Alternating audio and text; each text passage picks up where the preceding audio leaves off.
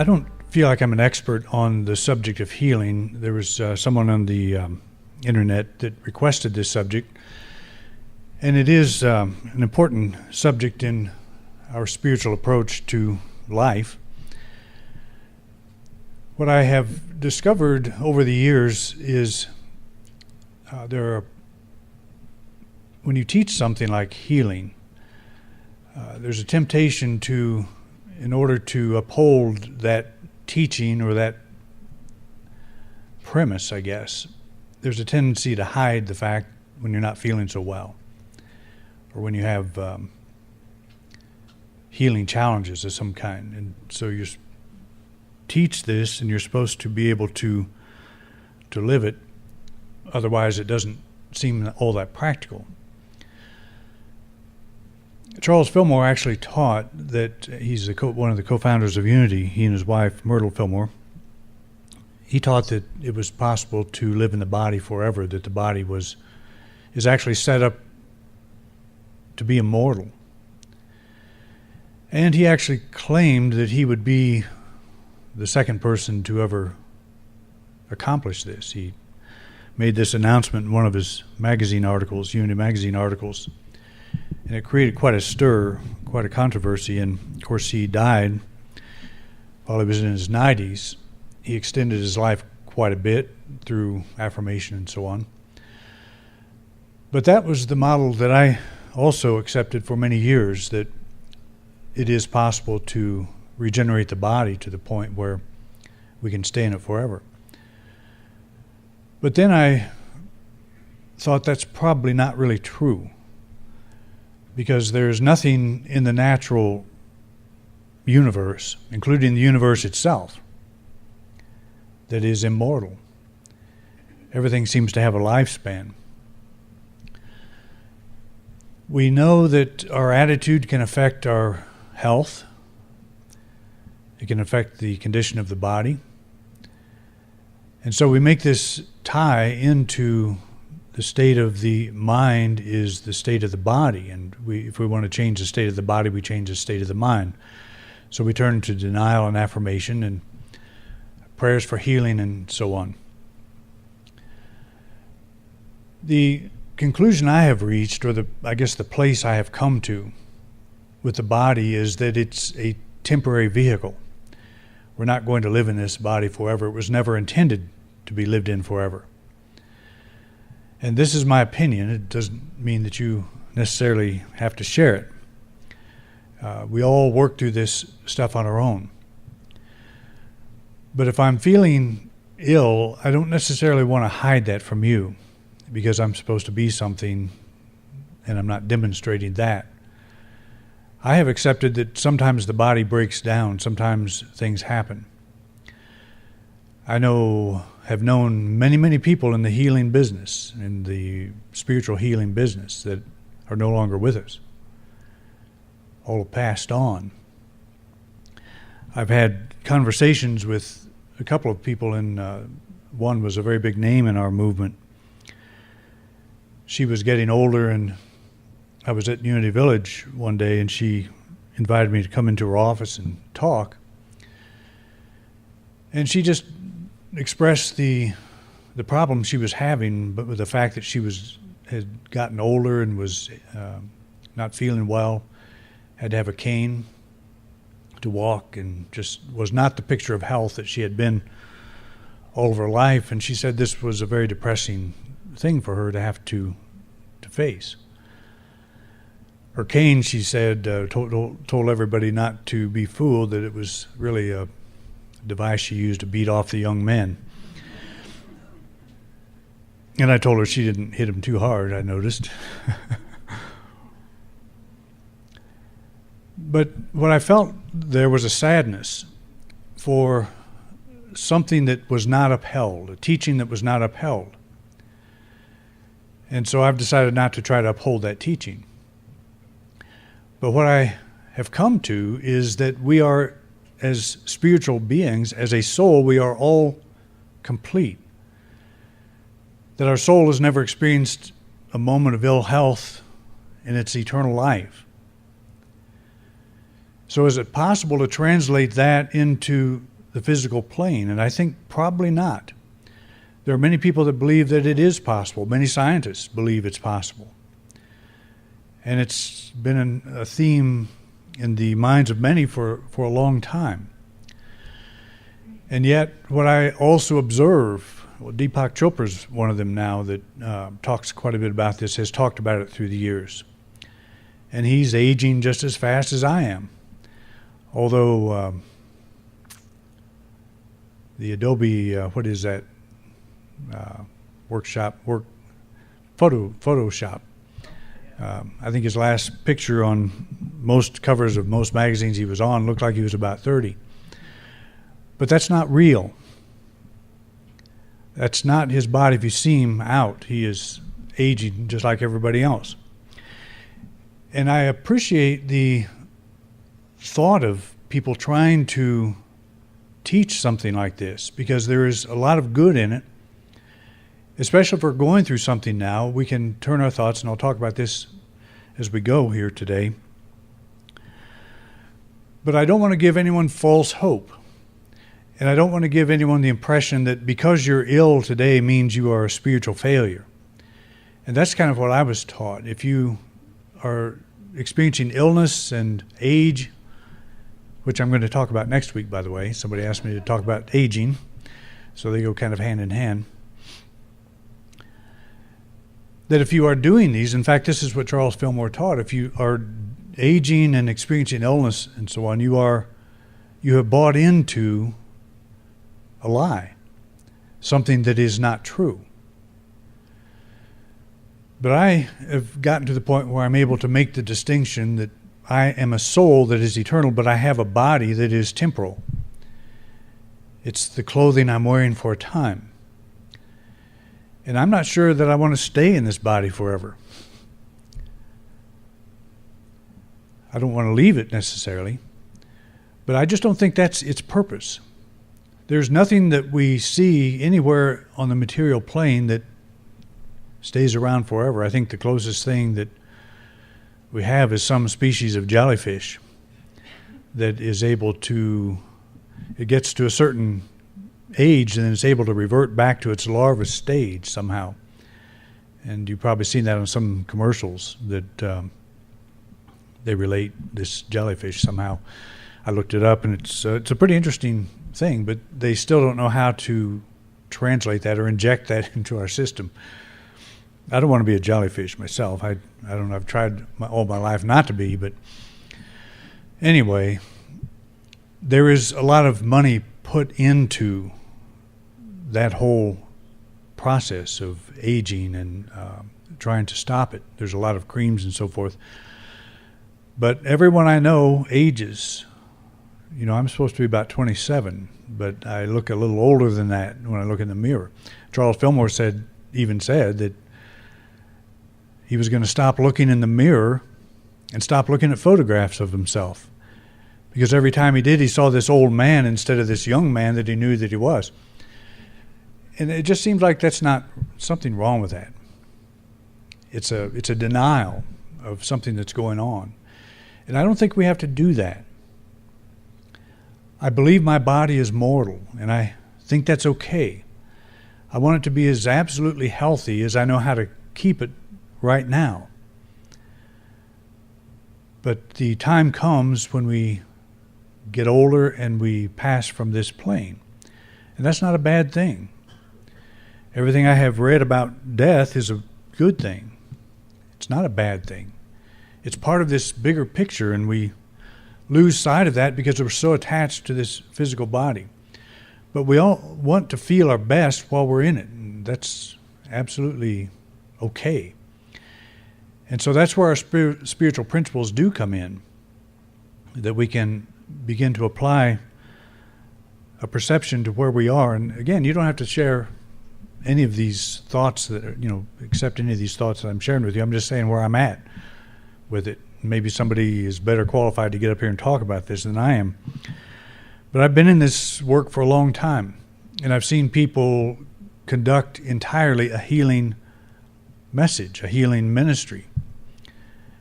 And they're still subject to the same Newtonian physics. Their bodies age and they die. I haven't seen anyone survive the physical body. So what we do in New Thought, and as I point out on the back of the bulletin, that basically all religions talk about health in some way. What I noticed in the traditional branch that I grew up in is healing was an accepted thing, but it was more of a miraculous thing. It's a thing like you ask God to heal you, to help heal. It's like something happening from the outside. It's a favor. It's done through grace sometimes. Or it's not done at all because for some reason God wants you to suffer. I've heard that many times. So we can put all kinds of things on the problem of a challenging health condition. But in New Thought, which Unity is a part of, we emphasize the importance of individual understanding and attitude.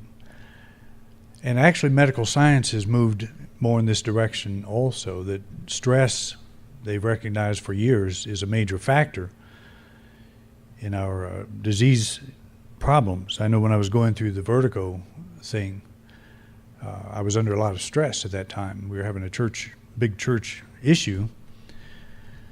And so I think in my younger years, I was able to handle that kind of thing better. And the older I've gotten, the more difficult that is. And it manifested as this dizziness where the world was really literally spinning. And so often I've felt that in my younger years, felt things were out of control, spinning out of control, but never had that physical counterpart to it. So it was kind of a surprise. But it's okay.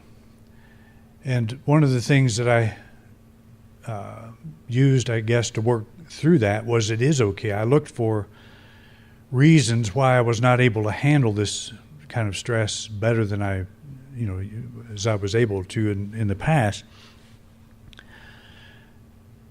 And what we do is we say, okay, I'm not doing this so well, so we add to the stress. I'm not doing it as I should. I'm not handling this as well as I should, so that adds to the stress.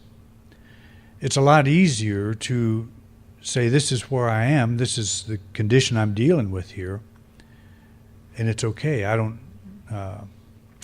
necessarily need to know why it was brought about. But we start with the truth of our oneness with God and our wholeness at the soul level. This is one of the differences in New Thought and traditional thought, I guess, is we don't ask God to give us wholeness. We acknowledge that the soul is already complete. The soul is already whole. And that acknowledgement kind of opens a door where the inner light, the imprisoned splendor, as Browning called it, begins to come out. It never comes out as fast as we would like. We all would like instant healings, miraculous changes in our lives and so forth. And sometimes those happen. I've seen things like that happen. I've seen cancer totally disappear in people where we just had a simple prayer. And a person thanked me for that, and I felt absolutely no responsibility at all for that because I didn't do anything different. It wasn't me. It was something in them. As Jesus would usually say to people who are healed, your faith has made you whole. So maybe I was a catalyst, maybe something I said opened their minds to a new possibility, and that healing came forth. But nobody survives this body. We're all going to pass from this plane. I have no doubt about that. And that's not a bad thing. We've probably done it thousands of times. Who knows how many times, and I don't really care how many. The body can malfunction in ways that are sometimes difficult to understand. We may see a health challenge as a spiritual test, a catalyst for learning, a wake-up call of some type, or the outworking of a bout of prolonged anxiety. And all of these things may be true. But what happens when we start analyzing our issue, if it's a health issue, a financial issue, a relationship issue, whatever it may be, we start speculating. We don't always know if if our analysis is correct. And so we may actually put another load on ourselves. What lesson am I supposed to learn from this? Maybe there's no lesson. Maybe it's just that my body got out of whack. Or maybe I was under too much stress. So how do I do that? How do I change that? How do I reapproach situations that are generally stressful in a way where I can detach, in a way that is not so stressful? And again, it's easy to stand up here and give methods of doing that, for doing that. But every one of us, when we're in a situation like that, we will experience stress. As I said last Sunday, that's a normal response. It's not natural, because we're not given a spirit of fear. But it's normal that 99% of us are going to react negatively to a negative proposition. So it is a thing that we all have to work out ourselves. So here I am terrified by this thing that's going on, and I feel it in my body, and I just know if I keep hanging on to this, it's going to materialize as a condition of ill health. And I think most colds and even flus that we get, it's a result of stress. It's no big secret. Anytime I get something like that, I can usually see the situation that caused it. But so much that goes on in our life, we try to figure it out. Why did this happen? What did I do wrong? And I think it's the wrong question to ask. It's the same thing that Jesus was presented with when a man who was born blind was brought to him, and the disciples said, "Who sinned, this man or his parents? How did he get this way?" So it's kind of the idea of reincarnation. If he was born blind, he would have had to sin before birth. So he was, apparently, they thought of him as being alive before his birth. So he could have sinned. But then the other question is, was it the parents? Did they do something that brought this about? And what I think is really important is to look at the response Jesus gave. And to paraphrase him, he basically said, it doesn't matter. It doesn't matter if it was this man or his parents. He said, this is an opportunity to see the works of God. In other words, stop looking at the potential cause and turn to the soul. Turn to what is true of you at the spiritual level. Because that's the trigger. That's the gate that opens our consciousness to that healing process. And the man was healed in that moment. But I've always thought that was a very good example of this. The other one that I use all the time is the one of the man by the pool of Bethesda who thought he had to get into the pool to be healed, and he'd been struggling with this for 38 years. Jesus comes by and says, you don't have to do that. That's not a requirement. It's a belief. It's not a truth. It's a belief. He said, take up your pallet and walk, and the man did. And what it shows is that it's possible for instant light to come through, the light of the soul. It's possible for that to come through. But so often we focus on who sinned. Was it me? What did I do? Was it somebody else? What did they do to me that I'm having this reaction? And what I believe is true is if that knowledge will serve us in some way, then along the path we'll get it. Something will surface where we'll see, okay, that's something I'm doing that's causing a problem. I'll stop doing that. I'll do my best to stop doing that. But as long as we're looking for blame, we're actually heaping upon ourselves more stress. Because what if it was somebody else that put you where you are? Or what if it was your negative reaction that put you where you are? Are you going to not have a negative reaction next time a negative situation comes up? probably will have a negative reaction. And so what will you do about that? Will you say, gosh, I'm a failure, and add more negativity to your already negative reaction? So we get into this cycle that's very difficult to get out of, and that's when we start looking for these spectacular miracles. I can't do this on my own, so I have to have help from above, from somewhere outside of myself. So it's easy to understand how religion can start looking outside for help.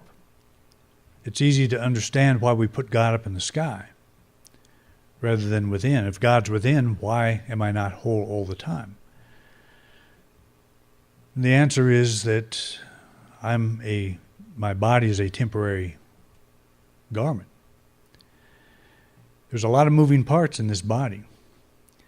If you ever watch some of these programs, I think National Geographic did a very good one on the workings of the body. It's just amazing what has to happen for us to just experience a day of health. It's pretty incredible. There is an intelligence that is working through us without our knowledge, without our even knowing this is happening. It's going on right now. You don't have to pray for it to keep on, to keep happening. You know, the ancient Egyptians the priesthood convinced everybody they had to pray, do their job, their sacrifices and so forth, to keep the sun going across the sky. We laugh at that today. But the priesthood, that was job security. And eclipses really came in handy. See, I told you. But that's belief, not truth. So we get into these things where we believe the power's outside of us, that we require somebody or something to help us get through or to become something more than we are right now. Your soul has never, as I said, experienced a day of ill health in its eternal life. And when you're not feeling so well, that's not so comforting. But it is an excellent thing to hold on to, an excellent vision to hold on to, that this is my body going through this. This is not me. I'm much more than the body. I'm much more than this garment. My soul is whole and complete and radiant with life and health at this very moment. It's not something that I will achieve someday. It's something I am already. Just that shift in perception is a pretty major change. Does it matter how long we live in this body? Does it matter? I know people that have left very early, people that have lived very long time. It doesn't end our life to lose this body. So we need to carry that larger picture. That's, I think, what I'm trying to say, the important thing, the most healing thing we could imagine, is I'm always okay. I may not feel good, but I don't need to cover that up. I don't need to pretend like I'm failing or think I'm failing because I'm experiencing something of a challenge, of a physical challenge. That's kind of what I rebel against, I guess, because that's how I was trained. If your body is failing, your soul is not yet complete. It's not evolved yet. And I just think that's a burden that we bind on people that is unnecessary, and that we should unbind it as quickly as possible. Who sinned? Who cares? We are where we are right now. This is an opportunity. If you're going through a challenge of any kind, and healing can have to do with your body, can have to do with your money, can have to do with your relationships. Doesn't matter who sinned. What matters is this is an opportunity for the greater light. Remove whatever blockage may be there. Turn your attention from the outside to the inside. I'm not that, I'm this. That's the whole meaning of prayer is to change, to reposition your thought, to reposition how you see yourself. The soul is your primary healing agent, and that's true because it's never experienced a moment of illness. Just think of your soul as a radiating sun. It never stops shining, never stops being all that it is, all that it can be. That's a very strong healing image to hold. Think of your body as a television set. Think of your soul as the programming picked up by the television. Say your television is not working so well one day, but the signal is still there. It's still there in its completeness. If you think of your soul that way, your soul is that invisible signal that is coming into this television set. And the television set may not be working so well, but the signal never goes. It's always there. And if that television set is repaired, then the signal is allowed to fully express. But it's not the signal that needs healing, and you are the signal. That's the point. You are that signal. See yourself in that way. We have the habit of saying, I'm not feeling so well today. Is that your body saying that, or is that your soul? And which are you identifying with? When the body's not feeling so well, we identify with it because it's doing all the clamoring. It doesn't feel so good, so that's where our attention goes. But it still doesn't make it true that that's what we are. We're in this body. So think of yourself as this, your body is the television set, and you are that signal that never wavers. It's always present, even if the television set is damaged. And this is one of the big arguments in the near-death research is the materialist says that all that we are is generated by the brain. And the ones who don't buy that say, no, the brain is more like the television set. It's a transmitter. We are the signal. The soul is the signal. And so when the television set is gone altogether, the signal's still there. We know that's true in this very room. There's all kinds of signals floating through this room. You all have cell phones. Any one of you could get a call at any moment. You probably will. How's that work? The signals are already here. It's all here. We just don't see it. It's not our reality. The reality is the little device. It's that physical thing that picks up the unseen. So it's a pretty helpful image, I think, to hold. You're the signal. You're not the television set. As we open ourselves to this awareness, we may be guided to seek medical help, or to change our diet or start an exercise routine, make some lifestyle adjustments, or simply take a deeper interest in our spiritual needs. These things have a way of getting our attention. They do have something to teach us. But the only lesson we all have to learn, there's only one lesson that we all have to learn. That I'm not my body, I'm my soul. That's what everything has to teach us. Everything points back to the soul. And so we pick up that lesson and we say, okay, my body is going through this thing. My television set is damaged, it's not working so well. But the signal is still present. I'm still a complete soul. I'm still whole and free at this moment. And I'm pushing in up against this body. And there's some blockage there.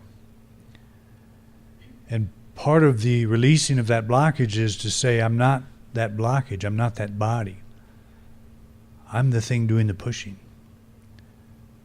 I'm the soul. I'm eternal. The body, as I said, has millions of moving parts, and your soul is endowed with the intelligence to keep them moving in harmony. It is really an incredible vehicle that we have. Just as I've talked about many times, a simple cut on your finger, a simple wound of some kind. We don't know how to heal that. But we are all endowed with this incredible intelligence. It's not even that we're endowed with it, we are that. I don't intellectually know how to heal even a simple cut. I don't think even a doctor knows that. We know how to put it in a position where it can heal, and the healing process is the soul finding a clear path. And part of the healing process, part of going to the doctor, is getting some peace that somebody's helping.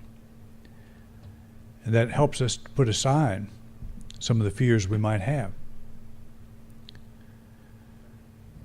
But it's an important thing to remember that we hold the vision of, and with an open mind and heart, that we are whole now. We're the television signal, not the television.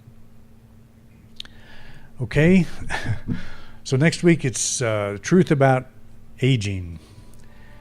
And I can't wait to hear what I have to say on that one. See you then.